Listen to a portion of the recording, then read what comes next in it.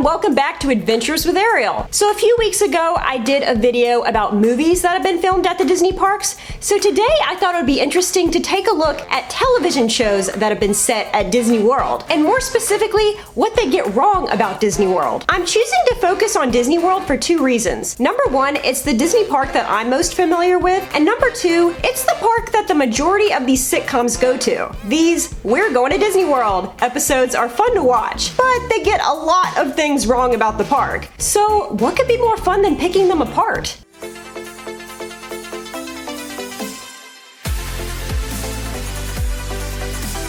Before we continue, I'd just like to put it out there that I post Disney and theme park related content every single week, so if that all sounds good to you, then please hit the subscribe button down below, as well as hit that notification bell so you'll be notified every time I post a new video. Alright, let's do this. For more than 25 years, the Disney episode has been a thing in the world of ABC sitcoms. You might remember them most from the TGIF lineup that ABC had in the 90s. I was born in 1991, so I was pretty young when a lot of these episodes aired. The first being the Full House episode in 1993, when I was 2. But I went back and rewatched as many Disney episodes as I could, and it was a lot of fun. One thing I noticed is that they all follow a similar formula. The family is presented with an amazing opportunity to visit Disney World. Guess where I'm playing next weekend with the Rippers?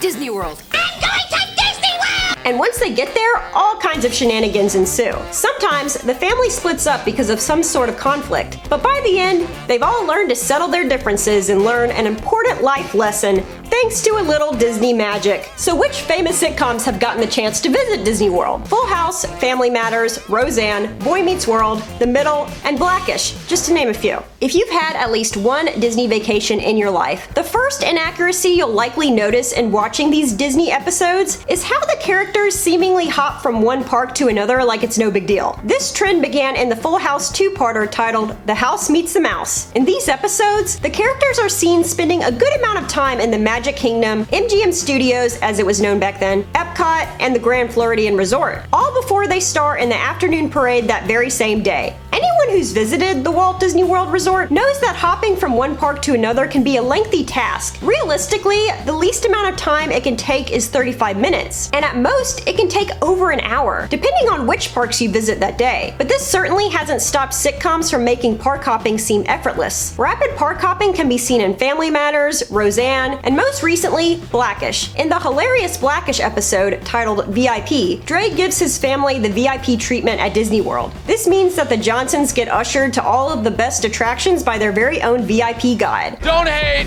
VIP coming through. It's natural to feel jealous. Hey, we'll let you know how it is. Don't make eye contact with me. We see them start at Magic Kingdom, then we see them at Epcot to ride Test Track, then they're back at Magic Kingdom before they decide to go to Animal Kingdom, and this all happens in like the span of 7 hours. Ah, the magic of television. Another common theme we see in these episodes are the out-of-norm character interactions. Let me explain. Character meet and greets are in high demand at Disney World. Characters are essentially park celebrities, so in order to meet a character, you're going to have to spend a lot of time waiting in line, unless you're at a princess buffet or character breakfast. But there are never any crowds or attendants around the characters in these episodes. For those of you who don't know, character attendants are there to handle guest interactions and ensure the safety of the character performer. But in the world of sitcoms, characters have free range and can pretty much do whatever they want. Take the Full House episode, where Michelle is tracked down by Snow White after wandering off to Adventureland by herself. This would never happen because of something called character integrity. Character integrity upholds that characters should stay true to their film counterparts, therefore giving guests an immersive experience. So, Snow White resides in Fantasyland, but would never set foot in Adventureland. It would just be totally out of character. And to my knowledge, characters are never sent to find missing children at Disney World, nor do they hang out with guests at performances or eat out of random people's picnic baskets. Give me that.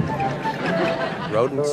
I know these scenarios can be pretty far-fetched, but how cool would it be if it was this easy to interact with a character? The families in these sitcoms get treated with all kinds of amazing perks that guests would unlikely receive in real life. In the Full House episode, Michelle rubs a lamp in Town Square, makes the genie appear, and is granted 3 wishes. To my knowledge, nothing like this ever existed at Disney World, and sadly, I don't think Disney allows for proposals quite like the ones we see in these sitcoms. Danny proposes to Vicky marquee with fireworks that read, "Will you marry me?" I don't even think it's possible to create letters with fireworks, and if it is, I'm sure Danny would have to shell out thousands of dollars to make that happen, assuming that Disney would be cool with it. Another grand proposal we see is in the Family Matters episode, when Stefan, Steve Urkel's alter ego, proposes to Laura in front of the castle. As grand and romantic as this is, I doubt that Disney would allow for it, and if you plan to propose in front of Cinderella's castle, this is about as good as it's gonna get. Also, your family is probably not going to get a spot in the afternoon parade, and if you somehow did, it wouldn't happen last minute like it does in these episodes.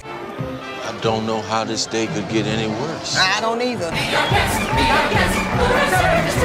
I'm thinking it would require a good amount of planning beforehand. The Boy Meets World episode, oh so cleverly titled "The Happiest Show on Earth," is probably one of my favorites. In this episode, Corey goes to all kinds of crazy lengths to win the heart of Topanga, but it's hard to believe that he would get away with doing any of this stuff in real life. Do they have artist easels around the France Pavilion where guests can sit down and draw an entire portrait? And how did Corey get permission to swim in the Living Seas tank? Can people pay to do this? I'm guessing not. Joey and Jesse did this in the Full House episode, but in all fairness, it was for their radio show, so we'll give them a pass. The craziest thing Corey does is spend the night at the Magic Kingdom in a Splash Mountain log. Best night's sleep I ever had. You think they sell these at the gift shop?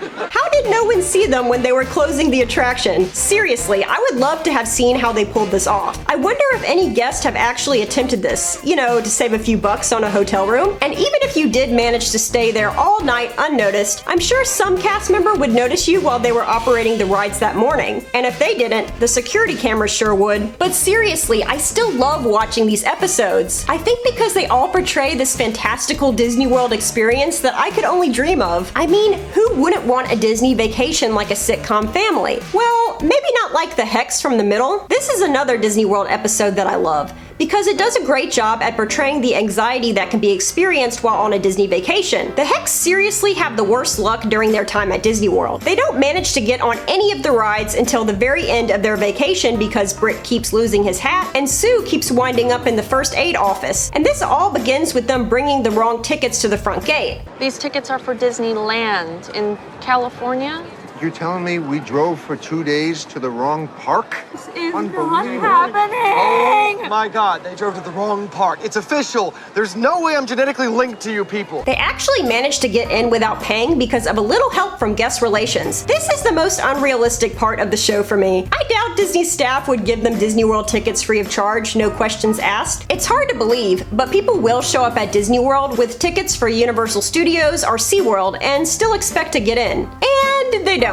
Anyways, I would have to say that of all of the ABC sitcoms that have been to Disney World, my favorite episode is probably The House Meets the Mouse. The Tanners really get the dream Disney vacation in this episode. From being crowned princess for the day, to riding in a parade, to firework technology that is yet to exist, all while staying at the Grand Floridian, by the way. Seriously, how did they afford all of that? This is the kind of Disney vacation that could only happen in our wildest dreams. But it's sure fun to watch. Anyways, I hope you enjoyed this walk down memory lane. Have you seen any of these episodes? And if you have, which ABC Disney vacation were you most jealous of? Let me know in the comment section below. And also, if you enjoyed this video and would love to see more like it, give it a big thumbs up as well as hit the subscribe button down below. Alright y'all, thank you so much for watching, and as always, have a magical day.